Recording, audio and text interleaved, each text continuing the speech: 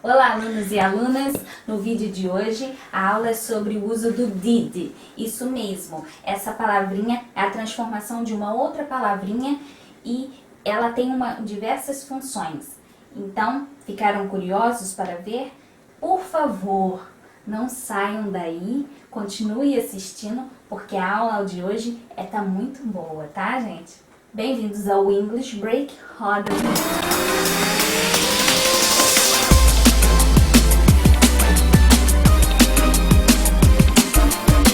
Então, gente, sigam a sequência da aula com o esqueminha que eu preparei para estar trabalhando com vocês sobre o uso do did. E depois nós temos aqui frases para que eu possa estar indicando a vocês em que uso adequado que ele vai se encaixar.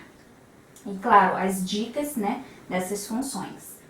Bom, antes de mais nada eu quero falar que o did, nós costumamos pensar que o did é o passado do do. Do é uma outra palavrinha que eu dei no vídeo anterior aqui.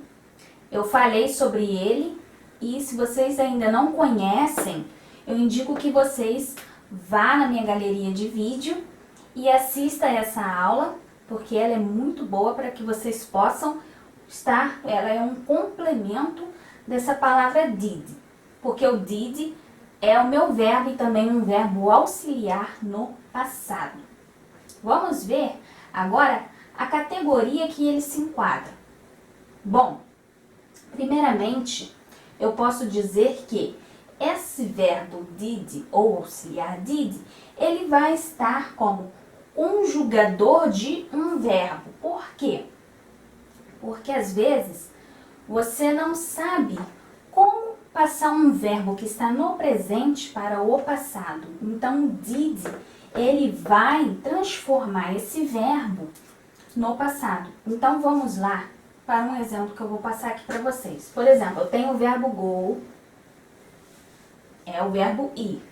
Eu quero transformá-lo para o passado. O que eu devo fazer? Chamá-lo de went, certo? Mas se eu não sei, me bateu um branco e aí eu tenho custo que custar provar para minha professora ou para falar com alguém, eu vou usar o did. Muito bem, o did. Ele vai vir geralmente na frente com alguma pessoa, certo? Pessoa o quê? No inglês ele se chama de I, you, he, she, it, we, you, they, certo? Então, aqui basicamente a explicação é para a transformação dessa conjugação, certo, gente? Então vocês fiquem com cabeça fria, porque se eu dei o exemplo dele, que ele é para transformar um verbo que você não sabe, então fiquem tranquilos que a aula de hoje facilita muito você em uma prova ou em qualquer ocasião que você precisar de um socorro, um help, e aí você não sabe como agir ali com aquela palavra, quer transformá-la e não sabe, então você vai usar o did. Muito bem. Agora eu dei o segundo exemplo, que é a categoria da auxiliar em uma interrogativa ou em uma negativa. O que é isso, interrogativa negativa? É uma frase em que eu vou precisar trabalhar com o did. Então, se eu tenho uma frase interrogativa, o meu did vai vir na frente. Por exemplo, eu tenho o pronome I, que é a minha primeira pessoa do singular. Então, o did vai estar na frente, tananã, tananã, ponto de interrogação, certo? Se eu tenho a minha frase negativa, eu vou acompanhar o did mais not. Aqui o espaço está pequeno, mas não releve isso, porque o importante é vocês estarem entendendo. Se você não quiser colocar did ou not, vocês colocam didn't.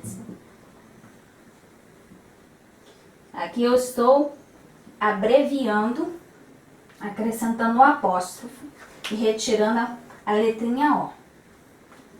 Bom, gente, tá indo bem até agora? Se perguntem aí em casa como está o teu raciocínio diante disso. Para que vocês possam, talvez, voltarem o vídeo e acompanhar novamente. O importante é que vocês não esqueçam desses macetes que eu dei para que vocês fiquem ligados. Quando vocês encontrarem o did, vocês já saberem que eu devo seguir essas ordens. E eu também dei o exemplo dessas palavrinhas. Last year, que significa ano passado, ou week, semana passada.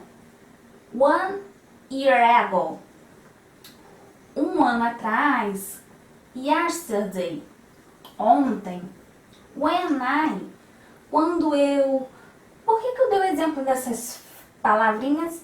Porque essas palavrinhas, elas representam o passado. Então, se vocês estão em uma ocasião ou uma prova que vocês têm que eu tenho que pensar no que eu vou completar, com do ou com did.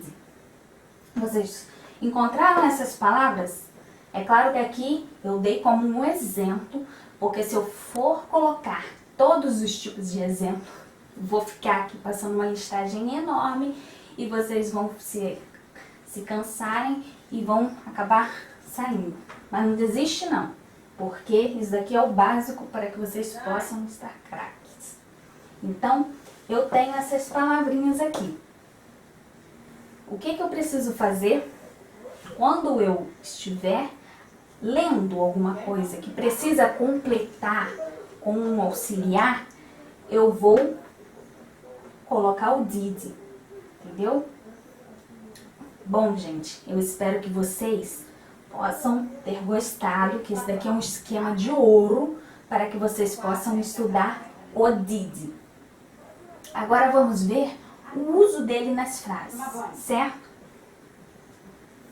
A minha primeira frase eu tenho: did the homework. Fiz a tarefa de casa. O que vocês precisam saberem aqui?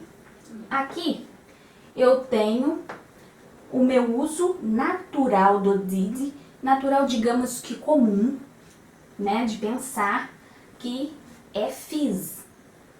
A minha tradução será fiz. Então, aqui o meu did vai ser um verbo para a minha frase e receberá a tradução de fiz.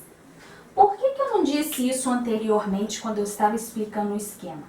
Porque aqui nesse caso eu não posso defini-lo, porque não há uma tradução fixa para essa palavrinha. Então vocês vão vendo quais são as funções que ela desempenha. Na minha segunda frase vai ser did the teeth. Escovou os dentes. Por que nesse caso ele vai receber uma outra tradução? E nesse caso ele recebeu fiz e aqui já é escovou. Vocês estão com a mente confusa? Calma que eu vou explicar. Aqui ele está transformado porque ele está acompanhando da palavrinha teeth, dentes. Então, nesse caso, ele vai receber uma outra tradução porque ele não vai estar sendo uma tradução fixa. Ele sempre vai transformar de acordo com as palavras, de acordo com o contexto. Ele vai ganhar uma outra nomeação. Na minha terceira frase eu tenho did the laundry. Lavou a roupa. Por que aqui ele também vai receber outra nomeação, lavou? Porque essa palavrinha aqui é nomeada para roupa. Então, o did, ele vai ser um verbo que vai ser transformado de acordo com a palavra que vem acompanhando ele. Na minha quarta frase eu tenho she did the laundry. Aqui já vai ser ela lavou a roupa. Ele também vai ser conjugado com a pessoa. Se anteriormente eu vejo ele com lavei, aqui ele vai ser lavou, porque She é a terceira pessoa do singular. Então, ele vai ser transformado como lavou a roupa. Então, aqui, ele também vai receber a transformação de acordo com a palavra que está acompanhando ele. A minha quinta frase eu tenho: I didn't go at school. Eu não fui à escola. Nesse caso, ele está em uma frase negativa, acompanhado do not, abreviado, é claro, e ele está como um auxiliar. Ele já não é um verbo. Ele está transformando quem? Ele está transformando o meu verbo principal, que é o go. Vai receber a tradução de fui. Na minha sexta e última frase eu tenho: You go to the beach house last year. Você foi à casa de praia no ano passado?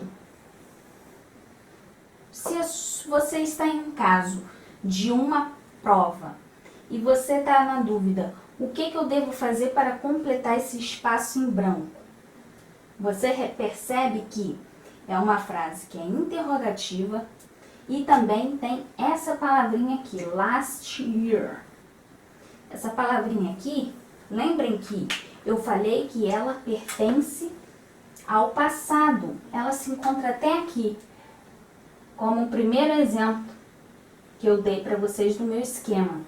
Então, vocês têm que ficarem atentos que você não sabe o que completar, porque de repente sua professora coloca lá para você: complete com o did ou com o do, a seguinte frase. Então você olhou para essa palavrinha aqui, não precisa nem saber a tradução da frase, mas você olhou que tem essa palavrinha aqui. Você também está craque porque você aprendeu os exemplos que eu dei aqui no meu esquema, então você vai acertar e vai ser muito bem na prova, porque você vai lá e vai falar: ah, essa é mole, eu vou botar o did. Então, você vai ser show de bola nessa prova. Bom, gente, recapitulando para que vocês possam fixarem sobre o uso do did.